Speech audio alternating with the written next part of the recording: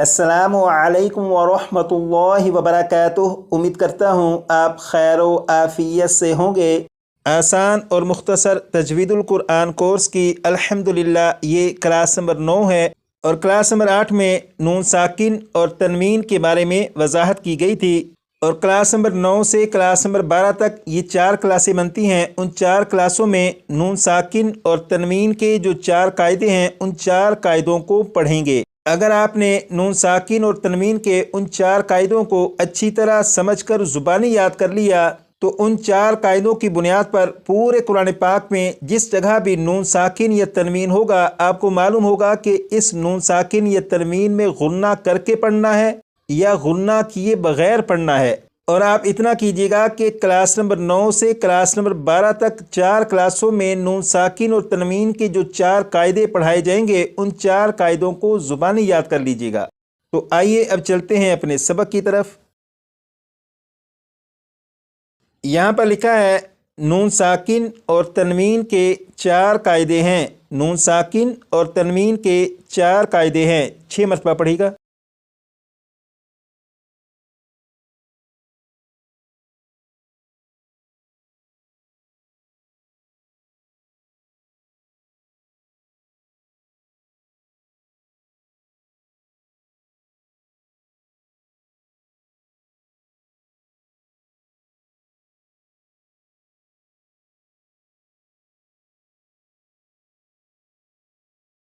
आपने पढ़ा नून साकिन और तनवीन के 4 कायदे हैं। वो जो 4 कायदे हैं उनके नाम यहाँ पर लिखे हैं: इजहार, इख्फा, इदगाम, इकलाब।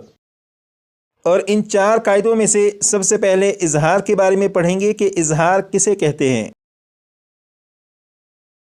ये जो सबक आप देख रहे हैं इस सबक को याद करना है। पहले इस सबक को याद कर लेते हैं और उसके बाद फिर इसकी वजाहत की तरफ चलेंगे। यहाँ पर देखें लिखा हुआ है इजहार इजहार। 6 मरतबा पढ़िएगा।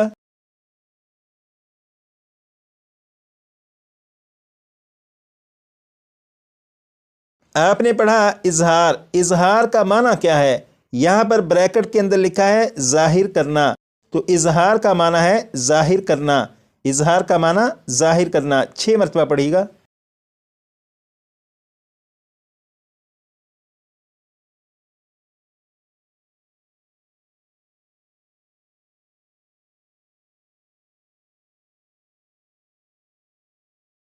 अब यहाँ से पढ़ेंगे नून साकिन या तनवीन के बाद। नून साकिन या तनवीन के बाद 6 मरतबा पढ़िएगा।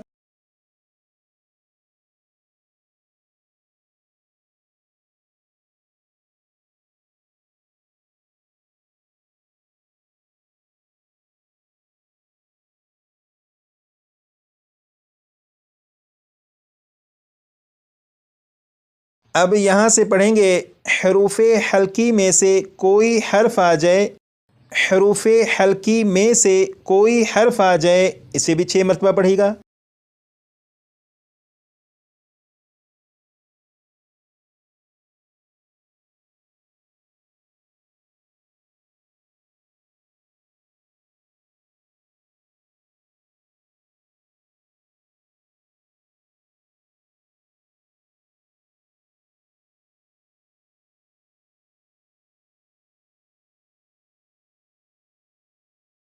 अब यहाँ से पढ़ेंगे तो नून को जाहिर करके पढ़ेंगे।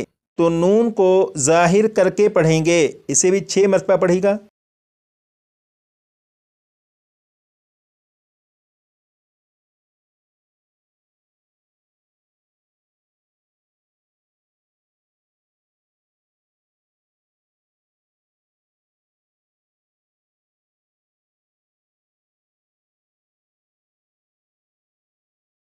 अब यहाँ पर देखें लिखा है हरूफ हल्की 6 हैं। हरूफ हल्की 6 हैं। 6 मरतबा पढ़िएगा।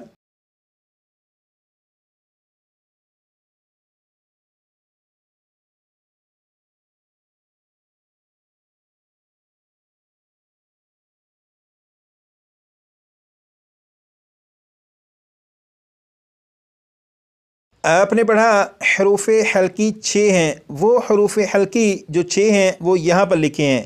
یہ جو 6 حروف ہیں ان 6 حروف کو حروف حلقی کہتے ہیں۔ اب ان 6 حروف کو یاد کریں گے۔ سب سے پہلے ان 2 کو، حمزہ ہا 6 مرتبہ پڑھے گا۔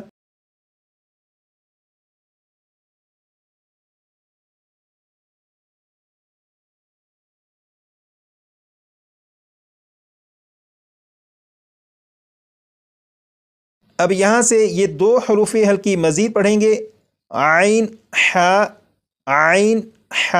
انہیں بھی 6 مرتبہ۔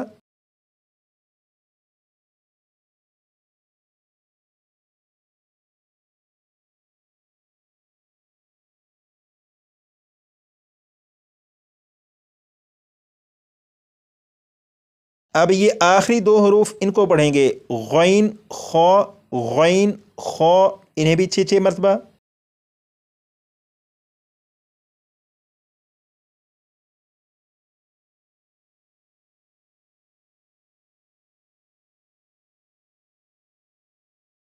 اب یہاں پر دیکھیے گا، یہاں پر آپ نے پڑھا نون ساکن اور یہاں پر پڑھا تنوین۔ اب یہاں پر دیکھیں، یہ ہے نون کے اوپر جزم ہے۔ جب نون کے اوپر جزم ہے تو یہ نون ساکن ہے۔ اسی طرح یہاں پر نون، اس کے اوپر جزم ہے تو یہ نون بھی نون ساکن ہے۔ یہاں پر لکھا ہے 2 زبر 2 زیر 2 پیش کو تنوین کہتے ہیں۔ یہاں پر تا کے اوپر 2 زبر، یہاں پر 2 زیر اور یہ 2 پیش، 2 زبر 2 زیر 2 پیش کو تنوین کہتے ہیں۔ تو آپ کو معلوم ہو چکا کہ نون کے اوپر جزم ہے، یہ نون ساکن ہے۔ یہاں پر میم کے نیچے 2 زیر، یعنی یہاں پر تنوین ہے۔ اب میں یہاں سے پڑھوں گا، آپ غور کریے گا کہ یہاں پر نون ساکن اور یہاں پر تنوین کے آخر میں نون ساکن کی آواز، ان دونوں کی آوازیں ایک جیسی ہوں گی۔ بسم اللہ الرحمن الرحیم، من، یہاں پر تنوین من، تو یقیناً آپ نے غور کیا ہوگا کہ نون ساکن اور تنوین کے آخر میں جو نون ساکن ہے، ان دونوں کی آوازیں ایک جیسی ہیں۔ نون ساکن اور تنوین ان دونوں کی وضاحت ہو چکی۔ اب یہاں پر دیکھیں، لکھا ہے اظہار کا معنی ہے ظاہر کرنا۔ سوال یہ ہے کہ کس چیز کو یا کس بات کو ظاہر کرنا، تو اس کا جواب یہ ہے نون ساکن کو اور تنوین کا جو نون ساکن ہے انہیں ظاہر کرنا۔ جیسے آپ یہاں پر دیکھیں، یہ لکھا ہے من، اس میں نون ساکن ہے، تو یہ جو نون ساکن ہے اسے میں ظاہر کر کے پڑھوں گا، من،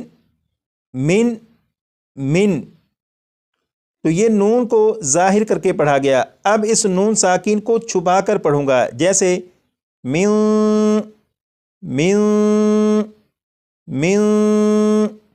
تو یہ جو نون ساکن ہے اس نون ساکن کو ظاہر کرنا ہے، جیسے من۔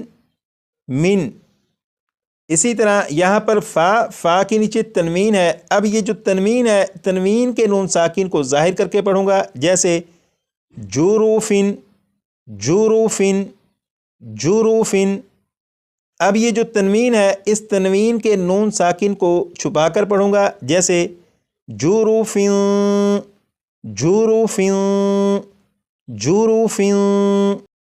تو یہ جو تنوین ہے، تنوین کے نون ساکن کو چھپا کر نہیں پڑھنا بلکہ یہاں پر اسے ظاہر کرنا ہے، جیسے جوروفن۔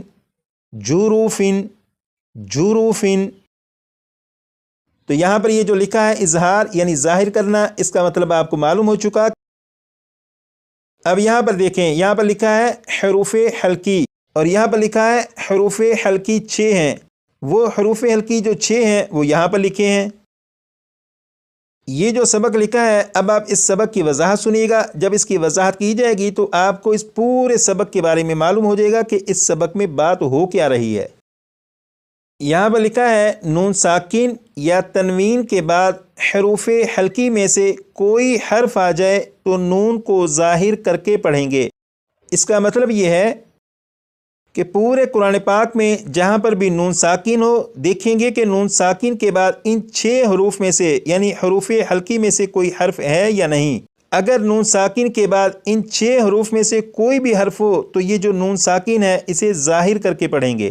جیسے آپ یہاں پر دیکھیں نون ساکن کے بعد خواہ ہے اور خواہ حروف حلقی میں سے ہے، اس لیے یہاں پر اس نون ساکن کو ظاہر کر کے پڑھیں گے، جیسے من خوف، من خوف، من خوف، تو یہ نون ساکن کو ظاہر کر کے پڑھا گیا۔ اسی طرح پورے قرآن پاک میں جہاں بھی تنوین ہو تو دیکھیں گے کہ تنوین کے بعد ان 6 حروف میں سے کوئی حرف ہے یا نہیں۔ اگر ان 6 حروف میں سے کوئی بھی حرف آ جائے تو تنوین کے نون ساکن کو ظاہر کر کے پڑھیں گے، جیسے یہاں پر فا کے نیچے تنوین، تنوین کے بعد ہا ہے اور ہا حروف حلقی میں سے ہے، اس لیے یہ جو تنوین ہے اس کے نون ساکن کو ظاہر کر کے پڑھیں گے، جیسے جروف ہارن، جروف ہارن، تو یہاں پر تنوین کے نون ساکن کو ظاہر کر کے پڑھا گیا۔ تو اس سبق کا مطلب یہ ہے کہ پورے قرآن پاک میں جہاں پر بھی آپ دیکھیں کہ نون ساکن ہو یا تنوین ہو تو نون ساکن یا تنوین کے بعد ان 6 حروف میں سے اگر کوئی بھی حرف آ جائے تو نون ساکن یا تنوین کے نون ساکن کو ظاہر کر کے پڑھیں گے۔ امید کرتا ہوں کہ آج کی کلاس میں یہ جو سبق پڑھا اس سبق کی الحمدللہ آپ کو سمجھ آ چکی ہوگی۔ آپ صرف اتنا کر دیجیے گا کہ اس سبق کو یاد کرنے کے لیے کم از کم 25 سے 30 مرتبہ پڑھ دیجیے گا۔